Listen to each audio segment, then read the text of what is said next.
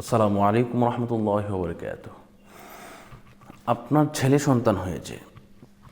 এই ছেলে সন্তান হওয়ার পরে অনেকেই নাম খোঁজেন যে ছেলে সন্তানের সর্বোত্তম নাম কি। দেখেন, আল্লাহ রাসূল সাল্লাল্লাহু আলাইহি ওয়াসাল্লাম পিতামাতার উপরে আদেশ করেছেন যে সন্তান হওয়ার পরে তার উপর যে দায়িত্ব, এক নম্বর দায়িত্ব হচ্ছে তার সুন্দর একটি নাম রাখা। বুঝতে পারছেন? সুন্দর একটি নাম রাখতে হবে। এই নামের উসিলায় মানুষ কিন্তু পার হয়ে যায়, নামের উসিলায় মানুষ সে জান্নাতেও পর্যন্ত চলে যেতে পারে। তো এই জন্য আমাদেরকে সুন্দর নাম রাখতে হবে। বুখারীর হাদিসের মধ্যে এসেছে আল্লাহর কাছে ছেলে সন্তানের নাম, দুটা নামকে আল্লাহ পাক সবচেয়ে বেশি পছন্দ করেন। আমি আবার বলছি যে দুইটা নামকে আল্লাহ রসুল সাল্লাল্লাহু আলাইহি সাল্লাম সবচেয়ে বেশি পছন্দ করেন। এক নম্বর হচ্ছে আব্দুর রহমান। আমি আবার বলছি আব্দুর রহমান।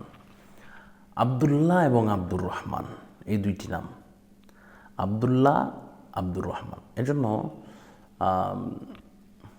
আমাদেরকে এই নামের অর্থ যদি আমরা জানতে চাই তাহলে আমরা এভাবে জানব। আব্দুন মানে হচ্ছে আপনার বান্দা বা দাস। আব্দুল্লাহ মানে আল্লাহ। আব্দুল্লাহ মানে আল্লাহর দাস। এই নামের অর্থ হচ্ছে আল্লাহর দাস বা আল্লাহর কি বলে এটা, আল্লাহ হচ্ছে মালিক, সে হচ্ছে সৃষ্টি, মানে এরকম একটা বোঝায়। আব্দুল্লাহ মানে আল্লাহর বান্দা বা আল্লাহর দাস। সুবহানাল্লাহ, কি সুন্দর নাম। এরপরে আব্দুর রহমান অর্থাৎ রহমানের দাস। তো এই দুইটা নাম কিন্তু আল্লাহর কাছে বুখারীর মধ্যে বর্ণনা হয়েছে সবচেয়ে প্রিয় নাম।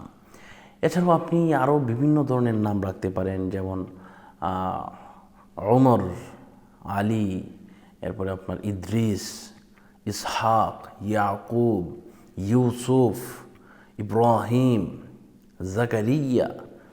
আপনার এই সমস্ত আরও ইসলামিক যে নামগুলো আছে, যে সমস্ত নামগুলা নবীদের নামের সাথে একটা এই সাদৃশ্যপূর্ণ রয়েছে, এই সমস্ত নামগুলো রাখলেও কিন্তু আল্লাহ পাক রব্বুল আলামিন আপনার প্রতি রাজি হবেন, খুশি হবেন এবং সুন্দরভাবে আল্লাহ পাক আপনার বিষয়টাকে কবুল করে নেবেন ইনশাআল্লাহ।